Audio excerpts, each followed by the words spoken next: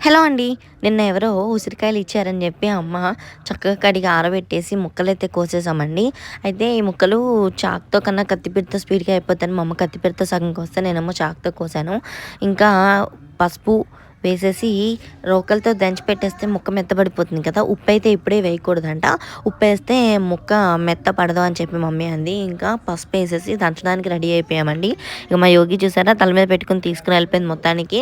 చేత్తో తీసుకొస్తానని వెళ్ళలేదు. తల మీద అలా పెట్టుకొని తీసుకొస్తానంది. సరే అని చెప్పి ఇంకా జస్ట్ పసుపు ఒక్కటే వేసి రోకలితో దంచితే మంచిగా ముక్క మెత్తబడుతుందని అన్నది. అయితే మేమిద్దరం అయితే దంచడం అయితే మొదలుపెట్టేసామండి. నేనేమో నేను దంచుతానని, మా యోగి ఏమో నేను చేస్తానని. మొత్తానికి కష్టపడి నా దగ్గర నుంచి లాక్కొని కొంచెం కొంచెం దంచి ముక్కలన్నిటిని కూడా పచ్చడి చేయకుండా సగం పచ్చడి చేసి వదిలిపెట్టిందండి మా యోగి. ఇంకా దంచిన తర్వాత చక్కగా 3 రోజుల వరకు అట్లనే మూత పెట్టేసి ఉంచేసాం. గిన్నెలో ఉంచేసామండి. ఏం పర్లేదంది.